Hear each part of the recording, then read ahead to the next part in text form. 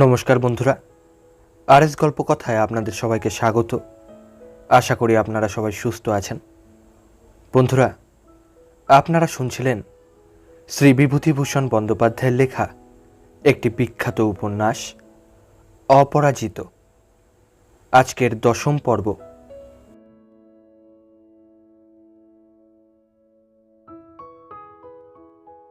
পরদিন বিবাহ। সকাল হইতে নানা কাজে সে বাড়ির ছেলের মতো খাটিতে লাগিল। নাট মন্দিরে বরাসন সাজানোর ভার পড়িল তাহার ওপর। প্রাচীন আমলের বড় জাজিম ও শতরঞ্জির ওপর সাদা চাদর পাতিয়া ফরাস বিছানো, কাচের সেজ ও বাতির ডুম টাঙানো, দেবদারু পাতার ফটক বাঁধা, কাগজ কাটিয়া দম্পতির উদ্দেশ্যে আশীষবাণী রচনা। সকাল 8টা হইতে বেলা 3টা পর্যন্ত এসব কাজে কাটিল। সন্ধ্যার সময় বর আসিবে। বরের গ্রাম এই নদীরই ধারে, তবে 10-12 ক্রোশ দূরে। নদীপথেই আসিতে হইবে। বরের পিতা ও অঞ্চলের নাকি বড় গাতিদার, তাহা ছাড়া বিস্তৃত মহাজনী কারবারও আছে।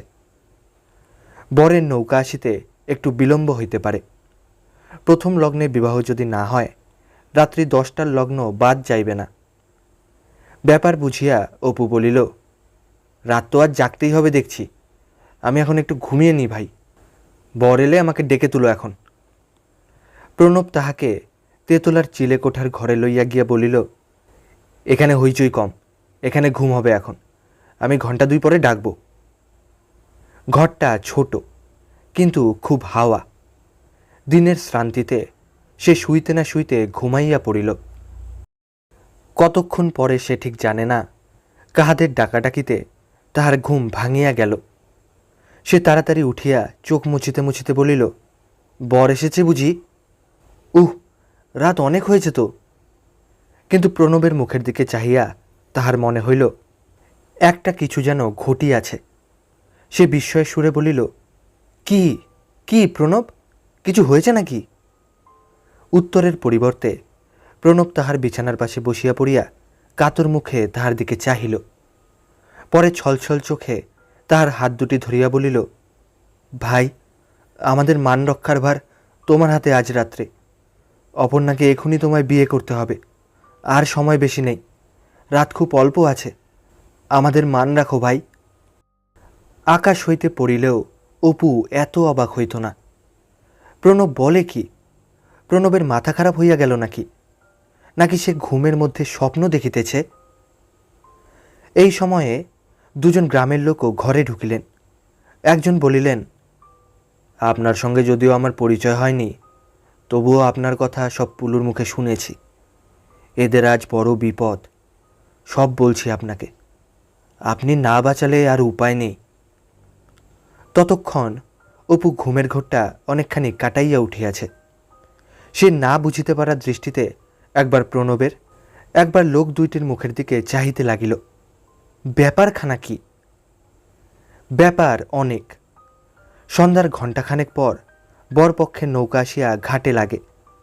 লোকজনের ভিড় খুব। 2-3খানা গ্রামের প্রজাপত্র উৎসব দেখিতে আসিয়াছে। বরকে হাঙ্গর মুখোশ সেকেলে বড় পালকিতে উঠাইয়া বাজনাবাদ্য ও ধুমধামের সহিত মহা সমাদরে ঘাট হইতে নাট মন্দিরে বরাসনে আনা হইতেছিল। এমন সময় এক অভূতপূর্ব ঘটনা ঘটিল। বাড়ির উঠানে পালকিখানা আসিয়া পৌঁছিয়াছে। হঠাৎ বর নাকি পালকি হইতে লাফাইয়া পড়িয়া চেঁচাইয়া বলিতে থাকে, হুক্কা বোলাও, হুক্কা বোলাও। সে কি বেজায় চিৎকার! এক মুহূর্তে সব গোলমাল হইয়া গেল। চিৎকার হঠাৎ থামে না। বরকর্তা স্বয়ং দৌড়িয়া গেলেন, বরপক্ষের প্রবীণ লোকেরা ছুটিয়া গেলেন। চারিদিকে সকলে অবাক, প্রজারা অবাক, গ্রামশুদ্ধ লোক অবাক। সে এক কাণ্ড, চোখে না দেখিলে বুঝানো কঠিন। আর কি যে লজ্জা! সারা উঠান জুড়িয়া প্রজা, প্রতিবেশী, আত্মীয় কুটুম্ব, পাড়ার ও গ্রামের ছোট বড় সকলে উপস্থিত, সকলের সামনে। বারুজ্জে বাড়ির মেয়ের বিবাহে এভাবের ঘটনা ঘটিবে, তাহা স্বপ্নাতীত। উহার মুখ চাওয়াচাওয়ি করে। মেয়েদের মধ্যে কান্নাকাটি পড়িয়া গেল। বর যে প্রকৃতিস্থ নয়, এ কথা বুঝিতে কাহারও বাকি রহিল না। বরপক্ষ যদিও নানাভাবে কথাটা ঢাকিবার যথাসাধ্য চেষ্টা করিলেন। কেহ বলিলেন গরমে ও সারাদিনের উপবাসের কষ্টে, ও কিছু নয়, ওরকম হইয়া থাকে। কিন্তু ব্যাপারটা অত সহজে চাপা দেওয়া গেল না। ক্রমে ক্রমে নাকি প্রকাশ হইতে লাগিল যে বরের একটু সামান্য ছিট আছে বটে, কিংবা ছিল বটে, তবে সেটা সব সময় যে থাকে তা নয়। আজকার গরমে, বিশেষ উৎসবের উত্তেজনায় ইত্যাদি। ব্যাপারটা অনেকখানি সহজ হইয়া আসিতেছিল। নানা পক্ষের বোঝানোতে আবার সোজা হওয়া বহিতে শুরু করিয়াছিল। মেয়ের বাপ শশীনারায়ণ বাড়ুজ্যেও মন হইতে সমস্তটা ঝাড়িয়া ফেলিতে প্রস্তুত ছিলেন, তাহা ছাড়া উপায় অবশ্য ছিল না। কিন্তু এদিকে মেয়ের মা অর্থাৎ প্রণবের বড় মামিমা মেয়ের হাত ধরিয়া নিজের ঘরে ঢুকিয়া খিল দিয়াছেন। তিনি বলেন, জানিয়া শুনিয়া তাহার সোনার প্রতিমা মেয়েকে তিনি ও পাগলের হাতে কখনোই তুলিয়া দিতে পারিবেন না। যাহা অদৃষ্টে আছে ঘটিবে। সকলের বহু অনুনয় বিনয়েও এই ৩-৪ ঘণ্টার মধ্যে তিনি আর ঘরের দরজা খোলেন নাই। নাকি তেমন তেমন বুঝলে মেয়েকে রামদা দিয়া কাটিয়া নিজের গলায় দা বসাইয়া দিবেন এমনও শাসাইয়াছেন। সুতরাং কেহ দরজা ভাঙ্গিতে সাহস করে নাই। অপর্ণাও এমনই মেয়ে, সবাই জানে। মা তাহার গলায় যদি সত্যই রামদা বসাইয়া দেয়ও, সে প্রতিবাদে মুখে কখনো টু শব্দটি উচ্চারণ করিবে না। মায়ের ব্যবস্থা শান্তভাবেই মানিয়া লইবে। পিছনের ভদ্রলোকটি বলিলেন, আপনি না রক্ষা করলে আর কেউ নেই। হয় এদিকে একটা খুনোখুনি হবে, না হয় সকাল হলেই ও মেয়ে দোপরা হয়ে যাবে। এইসব দিকের গতিক তো জানেন না। দোপরা হলে কি আর ও মেয়ের বিয়ে হবে মশাই? আহা, অমন সোনার পুতুল মেয়ে, এত বড় ঘর, ওরই অদৃষ্টের শেষে কিনা এই কেলেঙ্কারি। এই রাত্রের মধ্যে আপনি ছাড়া আর এই অঞ্চলে ও মেয়ের উপযুক্ত পাত্র কেউ নেই। বাঁচান আপনি। অপুর মাথায় যেন কিসের দাপাদাপি, মাতামাতি। মাথার মধ্যে যেন চৈতন্যদেবের নগর সংকীর্তন শুরু হইয়াছে। এই কি সংকটে তাহাকে ভগবান ফেলিলেন? সকল প্রকার বন্ধনকে সে ভয় করে, তাহার উপর বিবাহের মতো বন্ধন। এই তো সেদিন মা তাহাকে মুক্তি দিয়া গেলেন, আবার 1 বৎসর ঘুরিতেই এ কি! মেয়েটির মুখ মনে হইল। আজই সকালে নিচের ঘরে তাহাকে দেখিয়াছে। কি শান্ত সুন্দর গতিভঙ্গি! সোনার প্রতিমাই বটে, তাহার অদৃষ্টে উৎসবের দিনে এই ব্যাপার। তাহা ছাড়া রামদায়ের কাণ্ডটা কি করে সে এখন? কিন্তু ভাবিবার অবসর কোথায়? পিছনে প্রণব দাঁড়াইয়া কি বলিতেছে। সেই ভদ্রলোক দুটি তার হাত ধরিয়াছেন, তাহাও সে ঠেলিয়া ফেলিয়া দিতে পারিত। কিন্তু মেয়েটিও যেন শান্ত ডাগর চোখ দুটি তুলিয়া তাহার মুখের দিকে চাহিয়া আছে। সেই যে কাল সন্ধ্যায় প্রণবের আহ্বানে ছাদের ওপরে যেমন তাহার পানে চাহিয়াছিল, তেমনি অপরূপ স্নিগ্ধ চাহনিতে, নির্বাক মিনতির দৃষ্টিতে সেও যেন তাহার উত্তরের অপেক্ষা করিতেছে। সে বলিল, চলো ভাই, যা করতে বলবে আমি তাই করব, এসো। নিচে কোথাও কোনো শব্দ নাই। উৎসব কোলাহল থামিয়া গিয়াছে। বরপক্ষ এ বাড়ি হইতে সদল বলে উঠিয়া গিয়া ইহাদের শরিক রামদুর্লভ বাড়ুজ্যের চণ্ডীমণ্ডপে আশ্রয় লইয়াছেন। এ বাড়ির ঘরে ঘরে খিল বন্ধ। কেবল নাটমন্দিরে উত্তর বারান্দার স্থানে স্থানে 2-4 জন জটলা করিয়া কি বলাবলি করিতেছে। আশ্চর্য এই যে সম্প্রদান সভায় পুরোহিত মহাশয় এত গোলমালের মধ্যেও ঠিক নিজের কোষাসনখানির ওপর বসিয়া আছেন। তিনি নাকি সেই সন্ধ্যার সময় আসনে বসিয়াছেন, আর উঠেন নাই। সকলে মিলিয়া লইয়া গিয়া অপুকে বরাসনে বসাইয়া দিল। এসব ঘটনাগুলি পরবর্তী জীবনে অপুর তত মনে ছিল না। বাংলা খবরের কাগজের ছবির মতো অস্পষ্ট ধোয়া ধোয়া ঠেকিত। তাহার মন তখন এত দিশাহারা ও অপ্রকৃতিস্থ অবস্থায় ছিল, চারিধারে কি হইতেছে তাহার আদৌ লক্ষ্য ছিল না। আবার 2-একটা যাহা লক্ষ্য করিতেছিল, যতই তুচ্ছ হোক, গভীরভাবে মনে আঁকিয়া গিয়াছিল। যেমন স্বামীয়ানার কোণের দিকে কে একজন ডাব কাটিতেছিল। ডাবটা গোল ও রাঙা, কাটারির বাটটা বাঁশের। অনেক দিন পর্যন্ত মনে ছিল। রেশমি চেলিপরা শালঙ্কারা কন্যাকে সভায় আনা হইল। বাড়ির মধ্যে হঠাৎ শাক বাজিয়া উঠিল, উলুধ্বনি শোনা গেল। লোকে ভিড় করিয়া সম্প্রদান সভার চারিদিকে গোল হইয়া দাঁড়াইল। পুরোহিতের কথায় অপু চেলি পড়িল, নূতন উপবীত ধারণ করিল, কলের পুতুলের মতো মন্ত্রপাঠ করিয়া গেল। স্ত্রী আচারের সময় আসিল, তখনও সে অন্যমনস্ক, নববধূর মতো সেও ঘাড় গুজিয়া আছে। যে ব্যাপারটা ঘটিতেছে চারিধারে তখনও যেন সে সম্যক ধারণা করিতে পারে নাই। কানের পাশ দিয়া কি একটা যেন শিরশির করিয়া ওপরের দিকে উঠিতেছে। না, ঠিক ওপরের দিকে নয়, যেন নিচের দিকে নামিতেছে। প্রণবের বড় মামিমা কাঁদিতেছিলেন তাহা মনে আছে। তিনি আবার গরদের শাড়ির আঁচল দিয়া তাহার মুখের ঘাম মুছাইয়া দিলেন, তাহাও মনে ছিল। কে একজন মহিলা বলিলেন, মেয়ের শিব পুজোর জোর ছিল বড় বউ, তাই এমন বর মিলল। ভাঙা দালান যে রূপে আলো করেছে। শুভ দৃষ্টির সময় সে এক অপূর্ব ব্যাপার। মেয়েটি লজ্জায় ডাগর চোখ দুটি নত করিয়া আছে। অপু কৌতূহলের সহিত চাহিয়া দেখিল, ভালো করিয়াই দেখিল। যতক্ষণ কাপড়ের ঢাকাটা ছিল ততক্ষণ সে মেয়েটির মুখ ছাড়া অন্যদিকে চাহে নাই।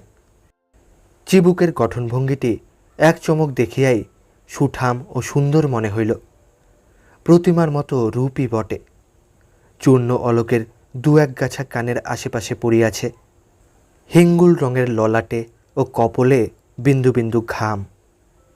কানে সোনার দুলে আলো পড়িয়া জ্বলিতেছে। বাসর হইল খুব অল্পক্ষণ, রাত্রি অল্পই ছিল। মেয়েদের ভিড়ে বাসর ভাঙিয়া পড়িবার উপক্রম হইল। ইহাদের মধ্যে অনেকেই বিবাহ ভাঙিয়া যাইতে নিজের নিজের বাড়ি চলিয়া গিয়াছিলেন। কোথা হইতে একজনকে ধরিয়া আনিয়া অপর্ণার বিবাহ দেওয়া হইতেছে শুনিয়া তাহারা পুনরায় ব্যাপারটা দেখিতে আসিলেন।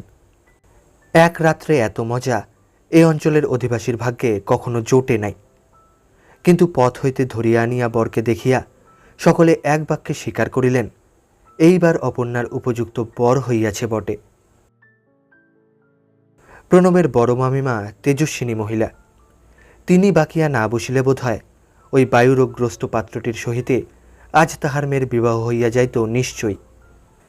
এমনকি তাহার অমন রাজভারী স্বামী শশীনারায়ণ বাড়ুজ্যে যখন নিজে বদ্ধ দরজার কাছে দাঁড়াইয়া বলিয়াছিলেন, বড় বউ, কি করো পাগলের মতো, দৌড় খোলো, আমার মুখ রাখো, ছি, তখনও তিনি অচল ছিলেন। তিনি বলিলেন, মা, যখনই একে পুলুর সঙ্গে দেখেছি তখনই আমার মন যেন বলছে এ আমার আপনার লোক। ছেলে তো আরও অনেক পুলুর সঙ্গে এসেছে গিয়েছে, কিন্তু এত মায়া কারোর ওপর হয়নি কখনো। ভেবে দেখো মা, এ মুখ আর লোকালয়ে দেখাবো না ভেবেছিলাম। ও ছেলে যদি আজ পুলুর সঙ্গে এই বাড়ি না আসতো। পূর্বের সেই প্রৌঢ়া বাধা দিয়া বলিলেন, তা কি করে হবে মা, ওই যে তোমার অপর্ণার স্বামী। তুমি আমি কেনারাম মুখুজ্জের ছেলের সঙ্গে ওর সম্বন্ধ ঠিক করতে গেলে কি হবে? ভগবান যে ওদের দুজনের জন্য দুজনকে গড়েছেন, ও ছেলেকে যে আজ এখানে আসতেই হবে মা। প্রণবের মামিমা বলিলেন, আবার যে এমন করে কথা বলবো তা আজ 2 ঘন্টা আগেও ভাবিনি। এখন আপনারা 5 জনে আশীর্বাদ করুন, যাতে যাতে চোখের জলে তাহার গলা আড়ষ্ট হইয়া গেল।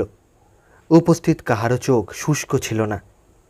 অপু অতি কষ্টে উদ্গত অশ্রুজল চাপিয়া বসিয়া রহিল। প্রণবের মামিমার ওপর শ্রদ্ধা ও ভক্তিতে তাহার মন মায়ের পরই বোধ হয় এমন আর কাহারও ওপর।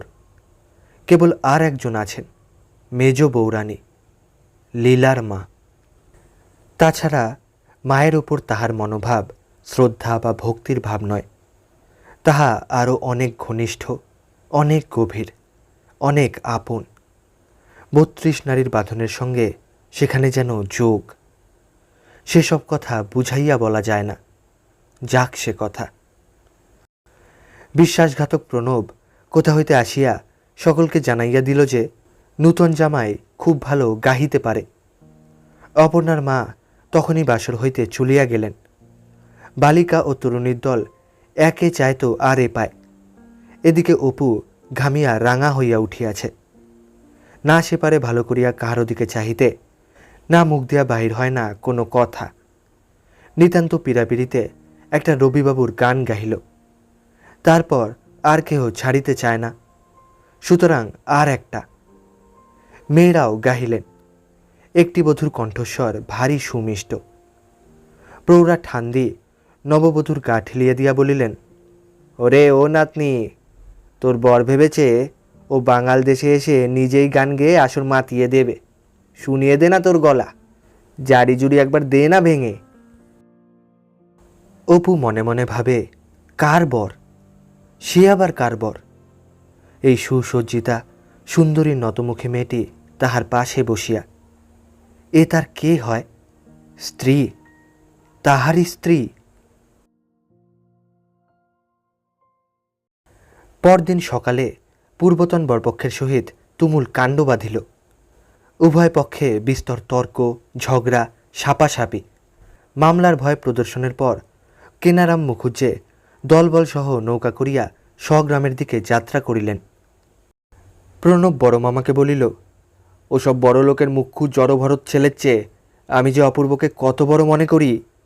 একা কলকাতা শহরে সহায়হীন অবস্থায় ওকে যা দুঃখের সঙ্গে লড়াই করতে দেখেছি আজ 3 বছর ধরে, ওকে একটা সত্যিকারের মানুষ বলে ভাবি। অপুর ঘর বাড়ি নাই, ফুলশয্যা এখানেই হইল। রাত্রে অপু ঘরে ঢুকিয়া দেখিল ঘরের চারিধার ফুল ও ফুলের মালায় সাজানো। পালঙ্কের ওপর বিছানায় মেয়েরা একরাশ বৈশাখী চাপা ফুল ছড়াইয়া রাখিয়াছে। ঘরের বাতাসে পুষ্পসারের মৃদু সৌরভ। অপু সাগ্রহে নববধূর আগমন প্রতীক্ষা করিতেছিল। বাসরের রাত্রের পর আর মেয়েটির সহিত দেখা হয় নাই, বা এ পর্যন্ত তাহার সঙ্গে কথাবার্তা হয় নাই আদৌ। আচ্ছা, ব্যাপারটা কীরকম ঘটিবে? অপুর বুক কৌতূহলে ও আগ্রহে ঢিপ ঢিপ করিতেছিল। খানিক রাত্রে নববধূ ঘরে ঢুকিল। সঙ্গে সঙ্গে অপুর মনে আরও এক দফা একটা অবাস্তবতার ভাব জাগিয়া উঠিল। এই মেয়েটি তাহারই স্ত্রী। স্ত্রী বলিতে যাহা বোঝায় অপুর ধারণা ছিল তা যেন এ নয়, কিংবা হয়তো স্ত্রী বলিতে ইহাই বোঝায়, তাহার ধারণা ভুল ছিল। মেয়েটি দোরের কাছে ন যজৌ ন তসৌ অবস্থায় দাঁড়াইয়া ঘামিতেছিল। অপু অতি কষ্টে সংকোচ কাটাইয়া মৃদুস্বরে বলিল, আপনি তুমি দাঁড়িয়ে কেন? এখানে এসে বসো। বাহিরে বহু বালিকা কণ্ঠের একটা সম্মিলিত কলহাস্যধ্বনি উঠিল। মেয়েটিও মৃদু হাসিয়া পালঙ্কের একধারে বসিল। লজ্জায় অপুর নিকট হইতে দূরে বসিল। এই সময় প্রণবের ছোট মামিমা আসিয়া বালিকার দলকে বকিয়া ঝুঁকিয়া নিচে নামাইয়া লইয়া যাইতে অপু খানিকটা স্বস্তি বোধ করিল। মেয়েটির দিকে চাহিয়া বলিল, তোমার নাম কি? মেয়েটি মৃদু স্বরে নত মুখে বলিল, শ্রীমতী অপর্ণা দেবী। সঙ্গে সঙ্গে সে অল্প একটু হাসিল। যেমন সুন্দর মুখ তেমনই সুন্দর মুখের হাসিটা। কি রং, কি গ্রীবার ভঙ্গি, চিবুকের গঠনটি কি অপরূপ। মুখের দিকে চাহিয়া উজ্জ্বল বাতির আলোয় অপুর যেন কিসের নেশা লাগিয়া গেল। দুজনেই খানিকক্ষণ চুপ। অপুর গলা শুকাইয়া আসিয়াছিল। কুজা হইতে জল ঢালিয়া 1 গ্লাস জলেই সে খাইয়া ফেলিল। কি কথা বলিবে সে খুঁজিয়া পাইতেছিল না। ভাবিয়া ভাবিয়া অবশেষে বলিল, আচ্ছা, আমার সঙ্গে বিয়ে হওয়াতে তোমার মনে খুব কষ্ট হয়েছে না? বধূ মৃদু হাসিল। বুঝতে পেরেছি, ভারী কষ্ট হয়েছে। তা আমার জান। এই প্রথম কথা, তাহাকে এই প্রথম সম্বোধন। অপুর সারা দেহে যেন বিদ্যুৎ খেলিয়া গেল। অনেক মেয়ে তো ইতিপূর্বে তাহার সঙ্গে কথা বলিয়াছে, এরকম তো কখনো হয় নাই। দক্ষিণের জানালা দিয়া মিঠা হাওয়া বহিতেছিল, চাপা ফুলের সুগন্ধে ঘরের বাতাস ভরপুর। অপু বলিল, রাত 2টো বাজে, শোবে না? ইয়ে, এখানেই তো শোবে।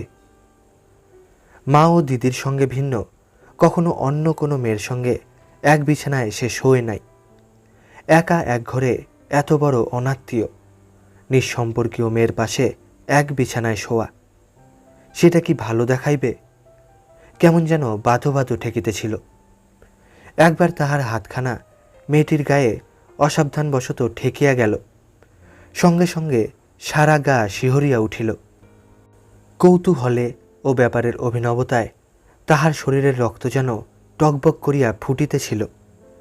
ঘরের উজ্জ্বল আলোয় অপুর সুন্দর মুখ রাঙা ও একটা অস্বাভাবিক দীপ্তি সম্পন্ন দেখাইতেছিল। হঠাৎ সে কিসের টানে পাশ ফিরিয়া মেয়েটির গায়ে ভয়ে ভয়ে হাত তুলিয়া দিল, বলিল, সেদিন যখন আমার সঙ্গে প্রথম দেখা হলো তুমি কি ভেবেছিলে? মেয়েটি মৃদু হাসিয়া তাহার হাতখানা আস্তে আস্তে সরাইয়া দিয়া বলিল, আপনি কি ভেবেছিলেন আগে বলুন। সঙ্গে সঙ্গে সে নিজের সুঠাম পুষ্প পেলব হাতখানি বাতির আলোয় তুলিয়া ধরিয়া হাসি মুখে বলিল, গায়ে কাটা দিয়ে উঠেছে, এই দেখুন কাটা দিয়েছে, কেন বলুন না? কথা শেষ করিয়া সে আবার মৃদু হাসিল। এতগুলি কথা একসঙ্গে এই প্রথম। কি অপূর্ব রোমান্সে! ইহার অপেক্ষা কোন রোমান্স আছে আর এ জগতে? না চিনিয়া না বুঝিয়া সে এতদিন কি হিজিবিজি ভাবিয়া বেড়াইয়াছে।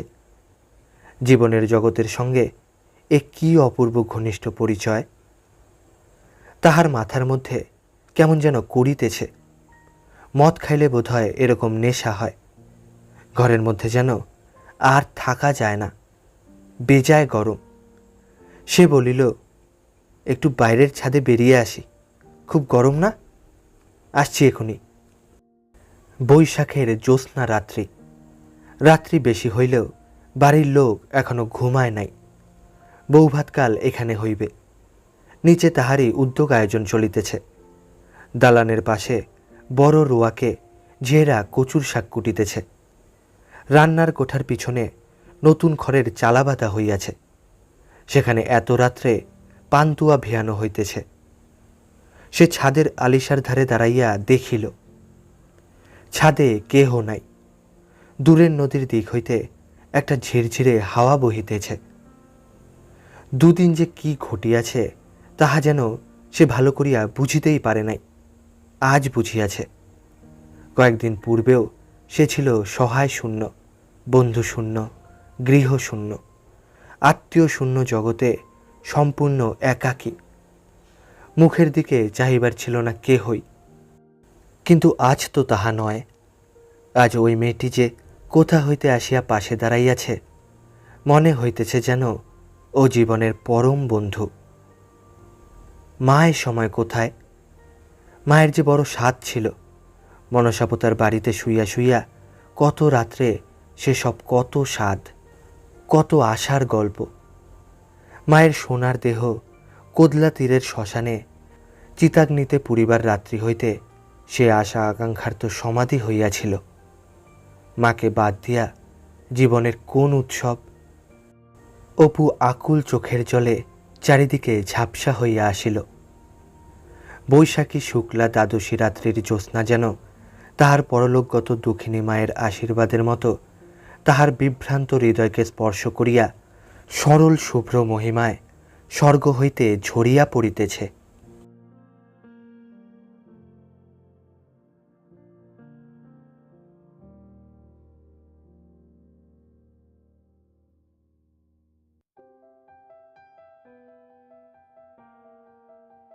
কলিকাতার কর্মকঠোর কোলাহলমুখর বাস্তব জগতে প্রত্যাবর্তন করিয়া গত কয়েকদিনের জীবনকে নিতান্ত স্বপ্ন বলিয়া মনে হইল অপুর। এ কথা কি সত্য? গত শুক্রবার বৈশাখী পূর্ণিমার শেষ রাত্রে সে অনেক দূরের নদী তীরবর্তী এক অজানা গ্রামের অজানা গৃহস্থবাটির রূপসী মেয়েকে বলিয়াছিল, আমি এই বছর যদি আর না আসি অপর্ণা। প্রথমবার মেয়েটি একটু হাসিয়া মুখ নিচু করিয়াছিল, কথা বলে নাই। অপু আবার বলিয়াছিল, চুপ করে থাকলে হবে না, তুমি যদি বলো আসব, নইলে আসব না। সত্যি অপর্ণা, বলো কি বলবে। মেয়েটি লজ্জারক্ত মুখে বলিয়াছিল, বারে আমি কে? মা রয়েছেন, বাবা রয়েছেন, ওদের আপনি ভারী। বেশ, আসব না তবে। তোমার নিজের ইচ্ছে না থাকে? আমি কি সে কথা বলেছি? তাহলে আপনার ইচ্ছে যদি হয় আসতে, আসবেন, না হয় আসবেন না, আমার কথায় কি হবে। ও কথা ইহার বেশি আর অগ্রসর হয় নাই। অন্য সময়ে এক্ষেত্রে হয়তো অপুর অত্যন্ত অভিমান হইত, কিন্তু এক্ষেত্রে কৌতূহলটাই তাহার মনের অন্য সব প্রবৃত্তিকে ছাপাইয়া উঠিয়াছে। ভালোবাসার চোখে মেয়েটিকে সে এখনও দেখিতে পারে নাই। যেখানে ভালোবাসা নাই সেখানে অভিমানও নাই। সেদিন বৈকালে গোলদিঘির মোড়ে একজন ফেরিওয়ালা চাপা ফুল বেচিতেছিল। সে আগ্রহের সহিত গিয়া ফুল কিনিল। ফুলটা আঘ্রাণের সঙ্গে সঙ্গে কিন্তু মনের মধ্যে একটা বেদনা সে সুস্পষ্ট অনুভব করিল। একটা কিছু পাইয়া হারাইবার বেদনা, একটা শূন্যতা, একটা খালি খালি ভাব। মেয়েটির মাথায় চুলের সে গন্ধটাও যেন আবার পাওয়া যায়। অন্যমনস্কভাবে গোলদিঘির এক কোণে ঘাসের ওপর অনেকক্ষণ একা বসিয়া বসিয়া সেদিনের সেই রাতটি আবার সে মনে আনিবার চেষ্টা করিল। মেয়েটির মুখখানি কী রকম যেন, ভারী সুন্দর মুখ, কিন্তু এই কয়দিনের মধ্যেই সব যেন মুছিয়া অস্পষ্ট হইয়া গিয়াছে। মেয়েটির মুখ মনে আনিবার ও ধরিয়া রাখিবার যত বেশি চেষ্টা করিতেছে সে, ততই সে মুখ দ্রুত অস্পষ্ট হইয়া যাইতেছে। শুধু নতপল্লব কৃষ্ণতার চোখ দুটির ভঙ্গি অল্প অল্প মনে আসে, আর মনে আসে সম্পূর্ণ নতুন ধরনের সে স্নিগ্ধ হাসিটুকু। প্রথমে ললাটে লজ্জা ঘনাইয়া আসে, ললাট হইতে নামে ডাগর দুটি চোখে, পরে কপলে, তারপরই যেন সারা মুখখানি অল্পক্ষণের জন্য অন্ধকার হইয়া আসে। ভারী সুন্দর দেখায় সে সময়। তারপরই আসে সেই অপূর্ব সুন্দর হাসিটি। ওরকম হাসি আর কারো মুখে অপু কখনো দেখে নাই। কিন্তু মুখের সব আদলটা তো মনে আসে না।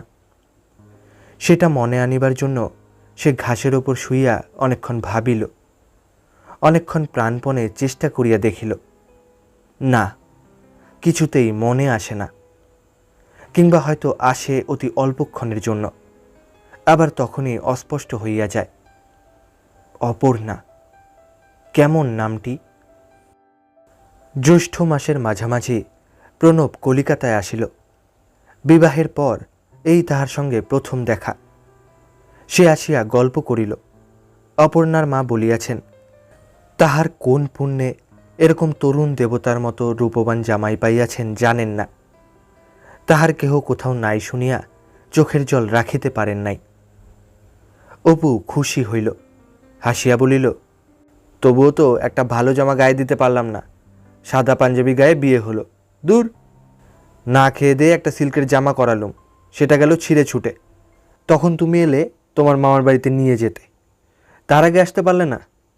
আচ্ছা, সিল্কের জামাটাতে আমায় কেমন দেখাতো?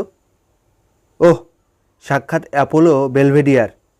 ঢের ঢের হামবাগ দেখেছি, কিন্তু তোর জুড়ি খুঁজে পাওয়া ভার, বুঝলি? না, কিন্তু একটা কথা। অপর্ণার মা কি বলেন তাহা জানিতে অপুর তত কৌতূহল নাই। অপর্ণা কি বলিয়াছে? অপর্ণা অপর্ণা কিছু বলে নাই। হয়তো কেনারাম মুখুজ্জের ছেলের সঙ্গে বিবাহ না হওয়াতে মনে মনে দুঃখিত হইয়াছে। না, প্রণবের মামা এ বিবাহে তত সন্তুষ্ট হন নাই। স্ত্রীর ওপরে মনে মনে চটিয়াছেন, এবং তাহার মনের ধারণা প্রণবী তাহার মামিমার সঙ্গে ষড়যন্ত্র করিয়া নিজের বন্ধুর সঙ্গে বোনের বিবাহ দেওয়াইয়াছে। নাম নাই, বংশ নাই, চালচুলা নাই, চেহারা লইয়া কি মানুষ ধুইয়া খাইবে? কিন্তু এসব কথা প্রণব অপুকে কিছু বলিল না। একটা কথা শুনিয়া সে দুঃখিত হইল। কেনারাম মুখুজ্জের ছেলেটি নিজে দেখিয়া মেয়ে পছন্দ করিয়াছিল। অপর্ণাকে বিবাহ করার অত্যন্ত আগ্রহ ছিল তাহার। কিন্তু হঠাৎ বিবাহ সভায় আসিয়া কি যেন গোলমাল হইয়া গেল। সারা রাত্রি কোথা দিয়া কাটিল। সকালবেলা যখন একটু হুঁশ হইল, তখন সে দাদাকে জিজ্ঞাসা করিয়াছিল, দাদা, আমার বিয়ে হলো না? এখনও তাহার অবশ্য ঘোর কাটে নাই। বাড়ি ফিরিবার পথেও তাহার মুখে ওই কথা। এখন নাকি সে বদ্ধ উন্মাদ, ঘরে তালা দিয়া রাখা হইয়াছে। অপু বলিল, হাসিস কেন? হাসবার কি আছে? পাগল তো নিজের ইচ্ছে হয়নি, সে বেচারির আর দোষ কি? ও নিয়ে হাসি ভালো লাগে না। রাত্রে বিছানায় শুইয়া ঘুম হয় না, কেবলই অপর্ণার কথা মনে আসে। প্রণব এ কি করিয়া দিল তাহাকে? সে যে বেশ ছিল। এ কোন সোনার শিকল তাহার মুক্ত বন্ধনহীন হাতে পায়ে অদৃশ্য নাগপাশের মতো দিন দিন জড়াইয়া পড়িতেছে। লাইব্রেরিতে বসিয়া কেবল আজকাল বাংলা উপন্যাস পড়ে। দেখিল তাহার মতো বিবাহ নভেলে অনেক ঘটিয়াছে, অভাব নাই। পূজার সময় শ্বশুরবাড়ি যাওয়া ঘটিল না। এক তো অর্থাভাবে সে নিজের ভালো জামাকাপড় কিনিতে পারিল না। শ্বশুরবাড়ি হইতে পূজার তত্ত্বে যাহা পাওয়া গেল তাহা পড়িয়া সেখানে যাইতে তাহার ভারী বাধো বাধো ঠেকিল। তাহা ছাড়া অপর্ণার মা চিঠির ওপর চিঠি দিলে কি হইবে, তাহার বাবার দিক হইতে জামাইকে পূজার সময় লইয়া যাইবার বিশেষ কোনো আগ্রহ দেখা গেল না।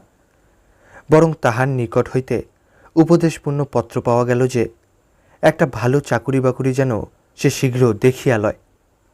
এখন অল্প বয়স, এই তো অর্থ উপার্জনের সময়। এখন আলস্য ও ব্যসনে কাটাইলে, এমনই ধরনের নানা কথা। এখানে বলা আবশ্যক, এ বিবাহে তিনি অপুকে একেবারেই ফাঁকি দিয়াছিলেন। কেনারাম মুখুজ্জের ছেলেকে যাহা দিবার কথা ছিল তাহার শিখিও এই জামাইকে দেন নাই। ছুটি পাওয়া গেল পুনরায় বৈশাখ মাসে। পূর্বদিন রাত্রে তাহার কিছুতেই ঘুম আসে না। কিরকম চুল ছাটা হইয়াছে আয়নায় 10 বার দেখিল।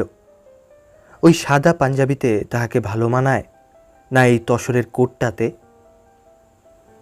অপর্ণার মা তাহাকে পাইয়া হাতে যেন আকাশের চাঁদ পাইলেন। সেদিনটা খুব বৃষ্টি। অপু নৌকা হইতে নামিয়া বাড়ির বাহিরের উঠানে পা দিতেই কে পূজার দালানে বসিয়াছিল। ছুটিয়া গিয়া বাড়ির মধ্যে খবর দিল। এক মুহূর্তে বাড়ির ওপরের নিচের সব জানালা খুলিয়া গেল। বাড়িতে ঝি বউয়ের সংখ্যা নাই। সকলে জানালা হইতে মুখ বাড়াইয়া দেখিতে লাগিলেন। মুষলধারায় বৃষ্টিপাত অগ্রাহ্য করিয়া অপর্ণার মা উঠানে তাহাকে আগু বাড়াইয়া লইতে ছুটিয়া আসিলেন। সারা বাড়িতে একটা আনন্দের সাড়া পড়িয়া গেল।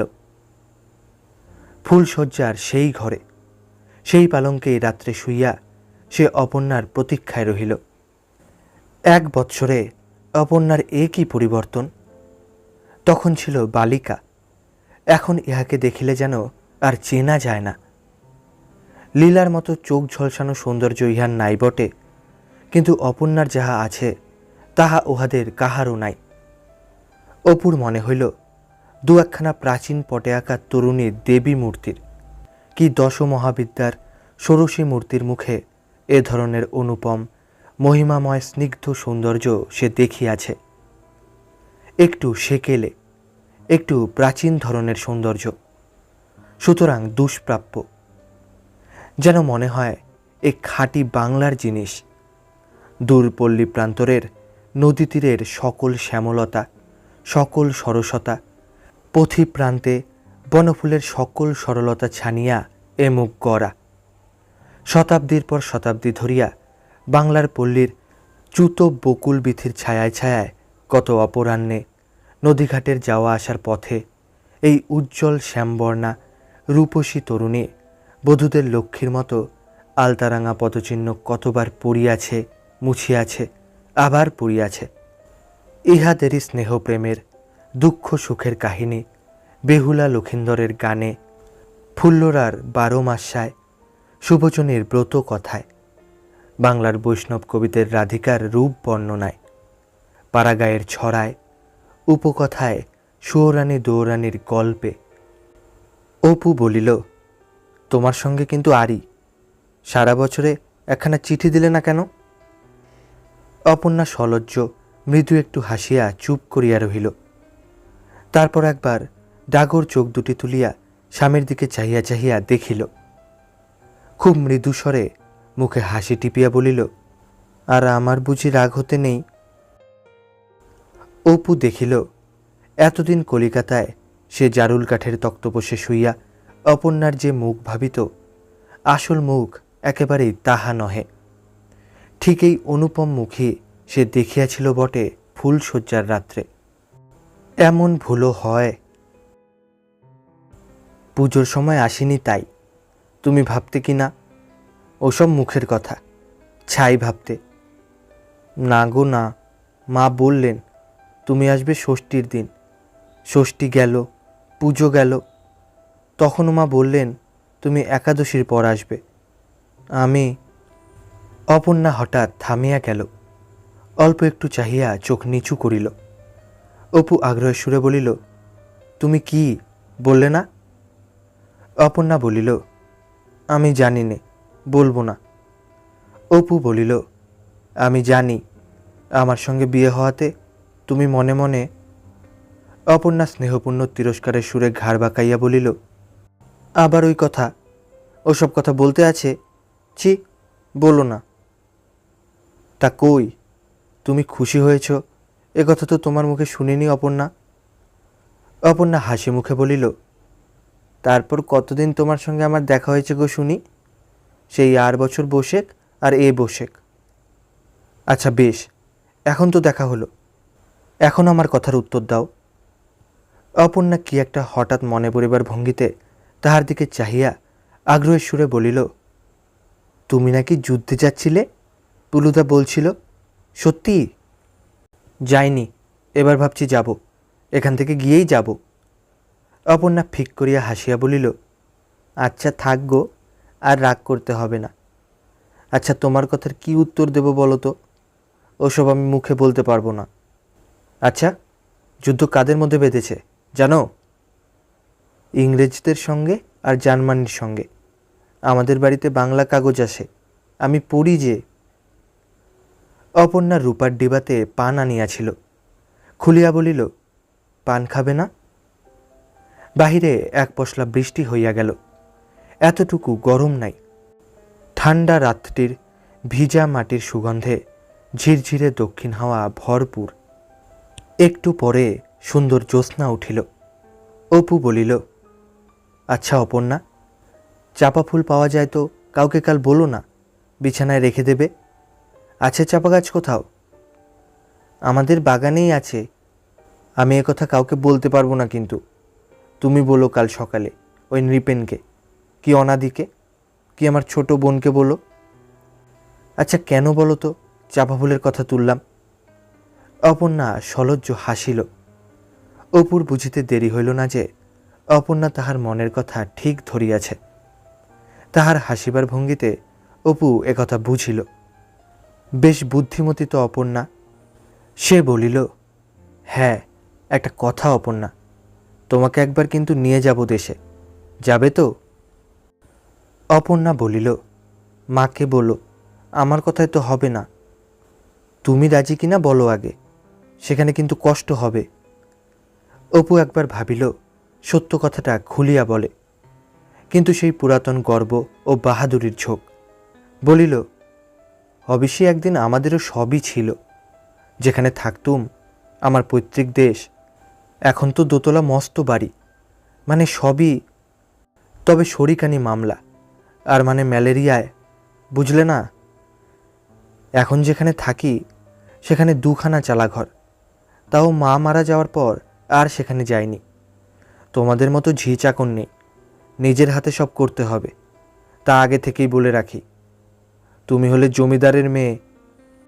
অপর্ণা কৌতুকের সুরে বলিল, আছি তো জমিদারের মেয়ে, হিংসে হচ্ছে বুঝি? একটু থামিয়া শান্ত সুরে বলিল, কেন 100বার ও কথা বলো? তুমি কাল মাকে বাবাকে বলে রাজি করাও। আমি তোমার সঙ্গে যেখানে নিয়ে যাবে যাব, গাছতলাতেও যাব। আমি তোমার সব কথা জানি। পুলুদা মায়ের কাছে বলছিল, আমি সব শুনেছি। যেখানে নিয়ে যাবে নিয়ে চলো, তোমার ইচ্ছে, আমার তাতে মতামত কি? রাত্রে দুজনের কেহ ঘুমাইল না। বধূকে লইয়া সে রওনা হইল। শ্বশুর প্রথমটা আপত্তি তুলিয়াছিলেন। নিয়ে তো যেতে চাইছো বাবাজি, কিন্তু এখন নিয়ে গিয়ে তুলবে কোথায়? চাকরি বাকরি ভালো করো, ঘরদোর ওঠাও, নিয়ে যাবার এত তাড়াতাড়িটা কি? সিঁড়ির ঘরে অপর্ণার মা স্বামীকে বলিলেন, হ্যাঁ গা, তোমার বুদ্ধিশুদ্ধি লোপ পেয়ে যাচ্ছে দিন দিন নাকি? জামাইকে ওসব কথা বলেছ? আজকালকার ছেলেমেয়েদের ধরন আলাদা, তুমি জানো না? ছেলে মানুষ জামাই, টাকা করি চাকরি বাকরি ভগবান যখন দেবেন তখন হবে। আজকালের মেয়েরা ওসব বোঝে না। বিশেষ করে তোমার মেয়ে সে ধরনেরই নয়। ওর মন আমি খুব ভালো বুঝি। দাও গিয়ে পাঠিয়ে ওকে জামাইয়ের সঙ্গে। ওদের সুখ নিয়েই সুখ। উৎসাহে অপুর রাত্রে ঘুম হয় না এমন অবস্থা। কাল সারাদিন অপর্ণাকে লইয়া রেল স্টিমারে কাটানো। শুধু সে, আর কেউ না। রাত্রে অস্পষ্ট আলোকে অপর্ণাকে ভালো করিয়া দেখিবারই সুযোগ হয় না। দিনে দেখা হওয়া এ বাড়িতে অসম্ভব, কিন্তু কাল সকালটি হইতে তাহারা দুজনে, মাঝে আর কোনো বাধা ব্যবধান থাকিবে না। কিন্তু স্টিমারে অপর্ণা রহিল মেয়েদের জায়গায়। 3 ঘণ্টা কাল সেভাবে কাটিল। তারপরেই রেল। এইখানেই অপু সর্বপ্রথম গৃহস্থালি পাতিল স্ত্রীর সঙ্গে। ট্রেনের তখনও অনেক দেরি। যাত্রীদের রান্না খাওয়ার জন্য স্টেশন হইতে একটু দূরে ভৈরবের ধারে ছোট ছোট খড়ের ঘর অনেকগুলি। তারই একটা 4 আনায় ভাড়া পাওয়া গেল। অপু দোকানের খাবার আনিতে যাইতেছে দেখিয়া বধূ বলিল, তা কেন? এই তো এখানে উনুন আছে, যাত্রীরা সব রেঁধে খায়। এখনও তো 3-4 ঘণ্টা দেরি গাড়ির, আমি রাঁধব। অপু ভারী খুশি, সে ভারী মজা হইবে। এ কথাটা এতক্ষণ তাহার যে কেন মনে আসে নাই। মহা উৎসাহে বাজার হইতে জিনিসপত্র কিনিয়া আনিল। ঘরে ঢুকিয়া দেখে ইতিমধ্যেই কখন বধূ স্নান সারিয়া ভিজা চুলটি পিঠের উপর ফেলিয়া কপালে সিন্দুরের টিপ দিয়া লাল জরিপার মটকার শাড়ি পরিয়া ব্যস্ত সমস্ত অবস্থায় এটা ওটা ঠিক করিতেছে। হাসি মুখে বলিল, বাড়িওয়ালি জিজ্ঞেস করছে, উনি তোমার ভাই বুঝি? আমি হেসে ফেলতেই বুঝতে পেরেছে। বলছে, জামাই? তাই তো বলি। আরও কি বলিতে গিয়া অপর্ণা লজ্জায় কথা শেষ করিতে না পারিয়া হাসিয়া ফেলিল। অপু মুগ্ধনেত্রে বধূর দিকে চাহিয়াছিল। কিশোরীর তনুদেহটি বেরিয়া স্ফুটনমুখ যৌবন কি অপূর্ব সুষমায় আত্মপ্রকাশ করিতেছে। সুন্দর নিটল গৌর বাহু দুটি, চুলের খোপার ভঙ্গিটি কি অপরূপ। গভীর রাত্রে শোবার ঘরে এ পর্যন্ত দেখাশোনা। দিনের আলোয় স্নানের পরে এ অবস্থায় তাহার স্বাভাবিক গতিবিধি লক্ষ্য করিবার সুযোগ কখনো ঘটে নাই। আজ দেখিয়া মনে হইল অপর্ণা সত্যই সুন্দরী বটে। কাঁচা কাঠ কিছুতেই ধরে না। প্রথমে বধূ, পরে সে নিজে ফু দিয়া চোখ লাল করিয়া ফেলিল। প্রৌঢ়া বাড়িওয়ালি ইহাদের জন্য নিজের ঘরে বাটনা বাটিতে গিয়াছিল।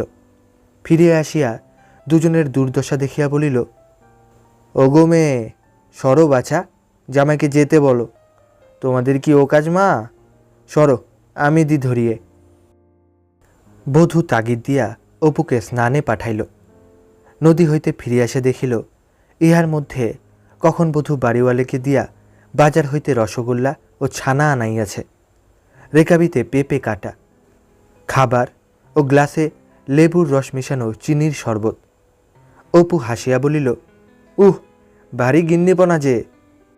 আচ্ছা, তরকারিতে নুন দেওয়ার সময় গিন্নিপনার দৌড়টা একবার দেখা যাবে। অপর্ণা বলিল, আচ্ছা গো দেখো। পরে ছেলে মানুষের মতো ঘাড় দুলাইয়া বলিল, ঠিক হলে কিন্তু আমায় কি দেবে? অপু কৌতুকের সুরে বলিল, ঠিক হলে যা দেব তা এখনই পেতে চাও? যাও, আচ্ছা তো দুষ্টু। একবার সে রন্ধনরত বধূর পিছনে আসিয়া চুপি চুপি দাঁড়াইল। দৃশ্যটা এত নতুন, এত অভিনব ঠেকিতেছিল তাহার কাছে। এই সুঠাম সুন্দরী পরের মেয়েটি তাহার নিতান্ত আপনার জন, একমাত্র পৃথিবীতে আপনার জন। পরে সে সন্তর্পণে নিচু হইয়া পিঠের ওপরে এলানো চুলের গিট্টা ধরিয়া অতর্কিতে এক টান দিতেই বধূ পিছনে চাহিয়া কৃত্রিম কোপের সুরে বলিল, উহ, আমার লাগে না বুঝি? ভারী দুষ্টু তো। রান্না থাকবে পড়ে বলে দিচ্ছি, যদি আবার চুল ধরে টানবে। অপু ভাবে, মা ঠিক এই ধরনের কথা বলিত, এই ধরনেরই স্নেহ প্রীতিঝরা চোখ। সে দেখিয়াছে কি দিদি, কি রানুদি, কি লীলা, কি অপর্ণা। সকলেরই মধ্যে মা যেন অল্প বিস্তর মিশাইয়া আছে। ঠিক সময়ে ঠিক অবস্থায় ইহারা একই ধরনের কথা বলে, চোখে মুখে একই ধরনের স্নেহ ফুটিয়া ওঠে। একটি ভদ্রলোক অনেকক্ষণ হইতে প্ল্যাটফর্মে পাইচারি করিতেছিলেন। ট্রেনে উঠিবার কিছু পূর্বে অপু তাহাকে চিনিতে পারিল। দেওয়ানপুরের মাস্টার সেই সত্যেন বাবু। অপু 3rd ক্লাসে পড়িবার সময়ে ইনি আইন পাশ করিয়া স্কুলের চাকুরি ছাড়িয়া চলিয়া গিয়াছিলেন। আর কখনো দেখা হয় নাই। পুরাতন ছাত্রকে দেখিয়া খুশি হইলেন, অনেক জিজ্ঞাসাবাদ করিলেন। অন্যান্য ছাত্রদের মধ্যে কে কি করিতেছে শুনিবার আগ্রহ দেখাইলেন। তিনি আজকাল পাটনা হাইকোর্টে ওকালতি করিতেছেন। চালচলন দেখিয়া অপুর মনে হইল বেশ 2 পয়সা উপার্জন করেন। তবুও বলিলেন, পুরনো দিনই ছিল ভালো, দেওয়ানপুরের কথা মনে হইলে কষ্ট হয়। ট্রেন আসিলে তিনি 2nd ক্লাসে উঠিলেন। অপর্ণাকে সব ভালো করিয়া দেখাইবার জন্য শিয়ালদহ স্টেশনে নামিয়া অপু একখানা ফিটন গাড়ি ভাড়া করিয়া খানিকটা ঘুরিল। অপু একটা জিনিস লক্ষ্য করিল, অপর্ণা কখনো কিছু দেখে নাই বটে, কিন্তু কোনো বিষয়ে কোনো অশোভন ব্যগ্রতা দেখায় না। ধীর স্থির সংযত বুদ্ধিমতী। এই বয়সেই চরিত্রগত একটা কেমন সহজ গাম্ভীর্য, যাহার পরিণতি সে দেখিয়াছে ইহারি মায়ের মধ্যে। উছলিয়া পড়া মাতৃত্বের সঙ্গে চরিত্রের সে কি দৃঢ় অটলতা। মনসাপোতা পৌঁছিতে সন্ধ্যা হইয়া গেল।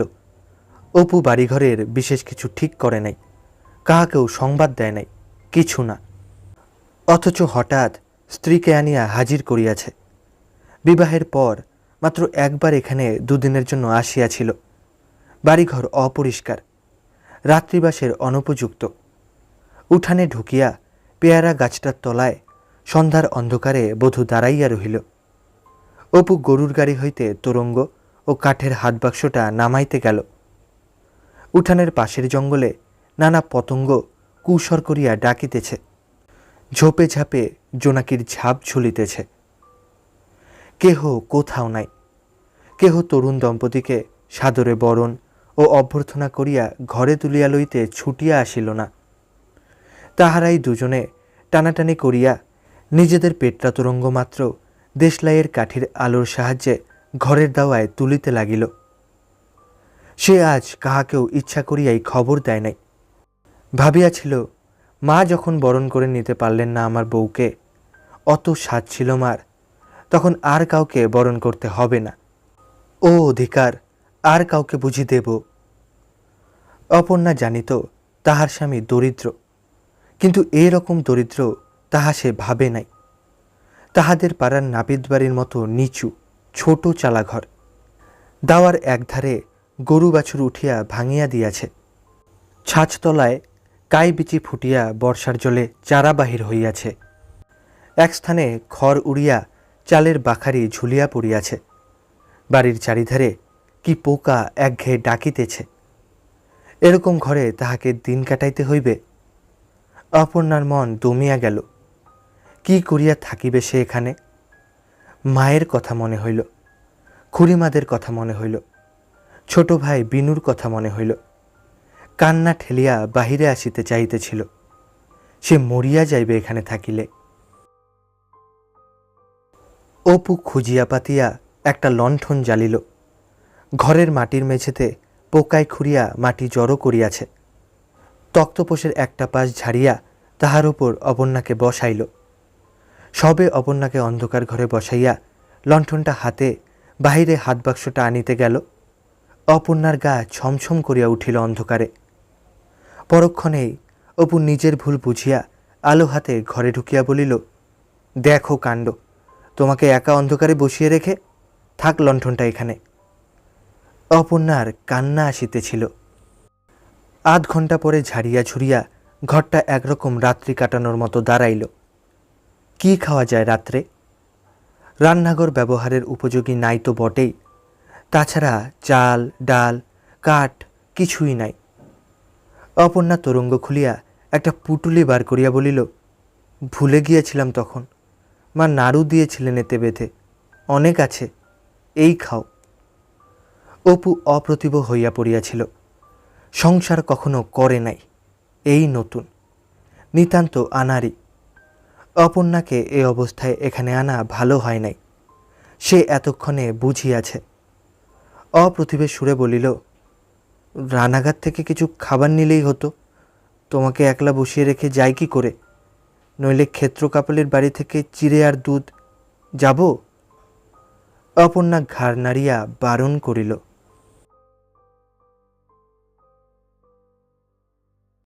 তেলিদের বাড়িতে কেউ ছিল না।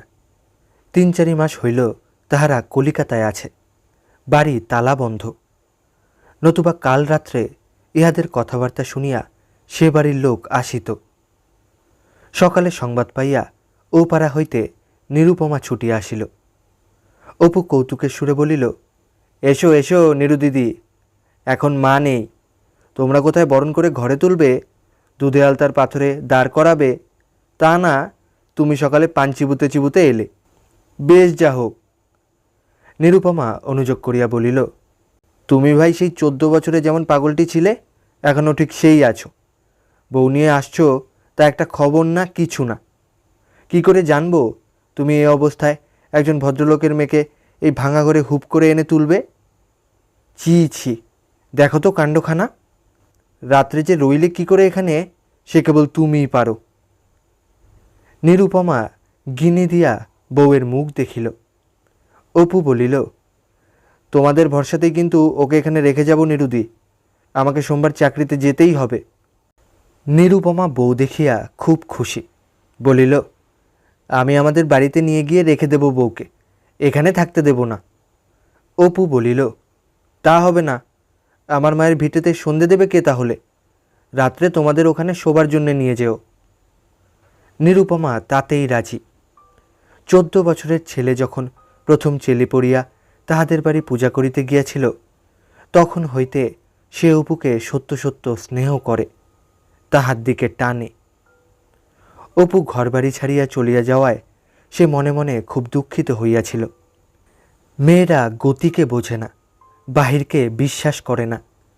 মানুষের উদ্দাম ছুটিবার বহির্মুখী আকাঙ্ক্ষাকে শান্ত সংযত করিয়া তাহাকে গৃহস্থালী পাতাইয়া বাসা বাঁধাইবার প্রবৃত্তি নারী মনের সহজাত ধর্ম। তাহাদের সকল মাধুর্য, স্নেহ, প্রেমের প্রয়োগ নৈপুণ্য এখানে। সে শক্তিও এত বিশাল যে খুব কম পুরুষই তাহার বিরুদ্ধে দাঁড়াইয়া জয়ী হইবার আশা করিতে পারে।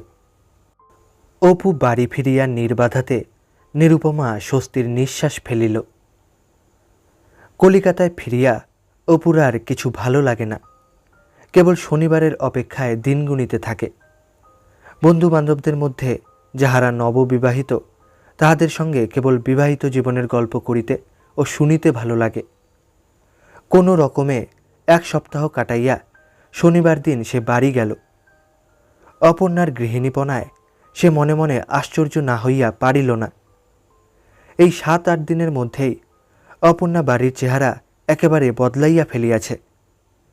তেলিবাড়ির বুড়ি ঝিকে দিয়া নিজের তত্ত্বাবধানে ঘরের দেওয়াল লেপিয়া ঠিক করাইয়াছে, দাওয়ার মাটি ধরাইয়া দিয়াছে, রাঙা এলামাটি আনিয়া চারিধারে রং করাইয়াছে, নিজের হাতে এখানে তাক ওখানে কুলুঙ্গি গাঁথিয়াছে। তক্তপোষের তলাকার রাশিকৃত ইঁদুরের মাটি নিজেই উঠাইয়া বাইরে ফেলিয়া গোবর মাটি লেপিয়া দিয়াছে। সারা বাড়ি যেন ঝকঝক তকতক করিতেছে। অথচ অপর্ণা জীবনে এই প্রথম মাটির ঘরে পা দিল। পূর্ব গৌরব যতই ক্ষুণ্ণ হোক, তবুও সে ধনী বংশের মেয়ে, বাপ মায়ের আদরে লালিত। বাড়ি থাকিতে নিজের হাতে তাহাকে কখনো বিশেষ কিছু করিতে হইত না। মাসখানেক ধরিয়া প্রতি শনিবারে বাড়ি যাতায়াত করিবার পর অপু দেখিল তাহার যাহা আয়, ফি শনিবার বাড়ি যাওয়ার খরচ তাহাতে কুলায় না। সংসারে 10-12 টাকার বেশি মাসে এ পর্যন্ত সে দিতে পারে নাই। সে বোঝে ইহাতে সংসার চালাইতে অপর্ণাকে দস্তুর মতো বেগ পাইতে হয়। অতএব ঘন ঘন বাড়ি যাওয়া বন্ধ করিল। ডাক পিয়নের খাকির পোশাক যে বুকের মধ্যে হঠাৎ এরূপ ঢেউ তুলিতে পারে, ব্যগ্র আশার আশ্বাস দিয়াই পর মুহূর্তে নিরাশ ও দুঃখের অতল তলে নিমজ্জিত করিয়া দিতে পারে, 15 টাকা বেতনের আমহার স্ট্রিট পোস্ট অফিসের পিয়ন যে একদিন তাহার দুঃখ সুখের বিধাতা হইবে, এ কথা কবে ভাবিয়াছিল? পূর্বে কালে ভদ্রে মায়ের চিঠি আসিত, তাহার জন্য এরূপ ব্যগ্র প্রতীক্ষার প্রয়োজন ছিল না। পরে মায়ের মৃত্যুর পর বৎসরখানেক তাহাকে একখানি পত্রও কেহ দেয় নাই। কি দিনই গিয়াছে সেই 1 বৎসর। মনে আছে, তখন রোজ সকালে চিঠির বাক্স বৃথা আশায় একবার করিয়া খোঁজ করিয়া হাসি মুখে পাশের ঘরের বন্ধুকে উদ্দেশ্য করিয়া উচ্চ স্বরে বলিত, আরে বীরেন বোসের জন্যে তো এ বাসায় আর থাকা চলে না দেখছি। রোজ রোজ যত চিঠি আসে তার অর্ধেক বীরেন বোসের নামে। বন্ধু হাসিয়া বলিত, ওহে, 5 জন থাকলেই চিঠিপত্র আছে 5 দিক থেকে, তোমার নেই কোনো চুলোয় কেউ, দেবে কে চিঠি? বোধহয় কথাটা রূঢ় সত্য বলিয়াই অপুর মনে আঘাত লাগিল কথাটায়। বীরেন বোসের নানা ছাদের চিঠিগুলি লোলুপ দৃষ্টিতে চাহিয়া চাহিয়া দেখিত। সাদা খাম, সবুজ খাম, হলদে খাম, মেইলি হাতের লেখা পোস্ট কার্ড। একবার হাতে তুলিয়া লোভ দমন করিতে না পারিয়া দেখিয়াছেও।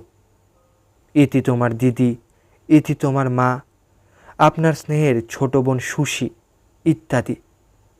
বীরেন বোস মিথ্যা বলে নাই। চারিদিকে আত্মীয় বন্ধু থাকিলেই রোজ পত্র আসে। তাহার চিঠি তো আর আকাশ হইতে পড়িবে না। আজকাল আর সেদিন নাই। পত্র লিখিবার লোক হইয়াছে এতদিনে। জন্মাষ্টমীর ছুটিতে বাড়ি যাওয়ার কথা, কিন্তু দিনগুলা মাসের মতো দীর্ঘ। অবশেষে জন্মাষ্টমীর ছুটি আসিয়া গেল।